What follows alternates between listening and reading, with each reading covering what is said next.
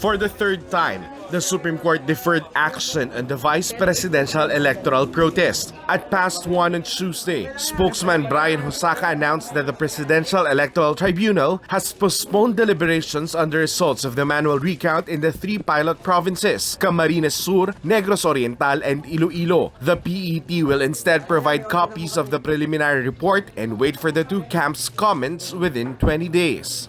The action of the court is for them to provide copies to the parties and for the parties to comment on the results of the revision and appreciation of ballots. So, as for the decision, there's none yet.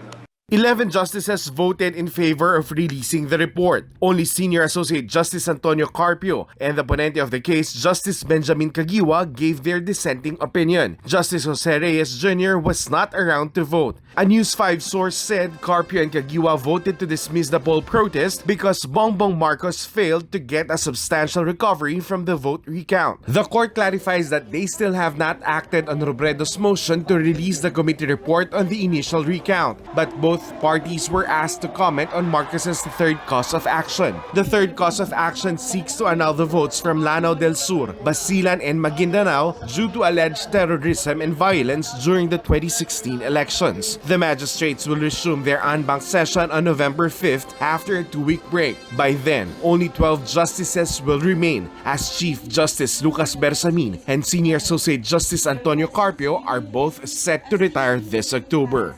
For News 5, Dale De Vera, We're One News. With the Supreme Court deferring its ruling on the poll protest, the camp of former Senator Bongbong Marcos cannot help but be frustrated. As Marcos puts it, he was robbed from serving as vice president for the last 3 years. Nonetheless, he says the case goes on and that they will go from strength to strength. His team says it is hopeful that the PET can reach a decision soon.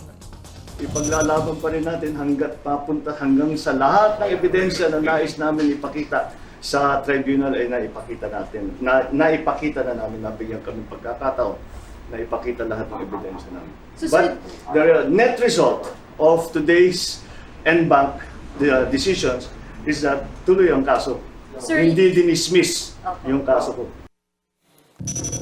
Mixed reactions though from Vice President Leni Robredo. On one hand, she likes the decision to release the committee report on the recount in Iloilo, Negros Oriental, and Camarines Sur.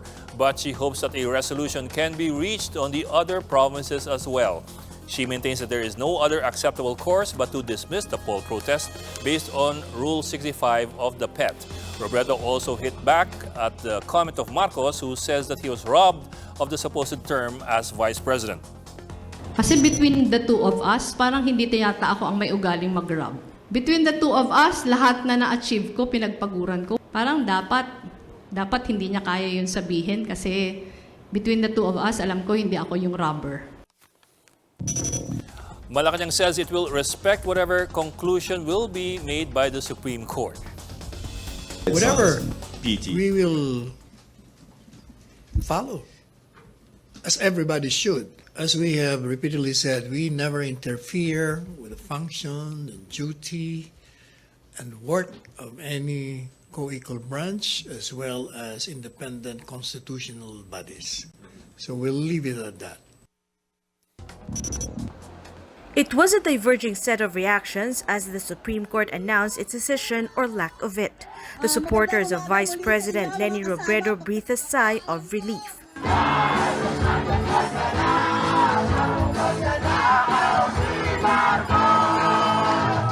But the opposing camp behind Bongbong Marcos were nothing short of dismayed. Ika nga po, justice denied! Justice denied! Hindi po natin gagawin magtitiis ng mahigit 3 taon kung hindi natin alam at hindi natin nakita na maliwanag kung ano ang katotohanan. Inuulit po namin ang aming sinserong panawagan sa bawat membro ng Presidential Electoral Tribunal. Huwag na po nating iantala palalo ang matagal na nating inaasam-asam.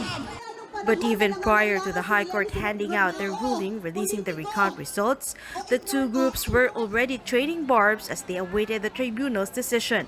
Police surrounded the area and made sure both camps stayed apart.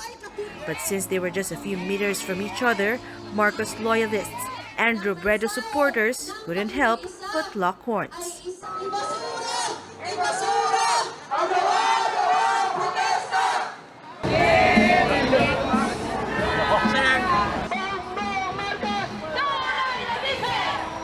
Desisyon na nila na si Leni ang nanalo talaga. Siya ang tunay na panalo at siya ang tunay na vice-presidente ng Pilipinas. At ang boto namin, ninakaw nila.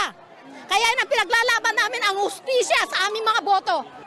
But with the SC unable to come up with a decision yet, both camps are left with no choice but to head back to FARA until the Presidential Electoral Tribunal finally decides on the case. For News 5, Marlene Alcaide, we are One News.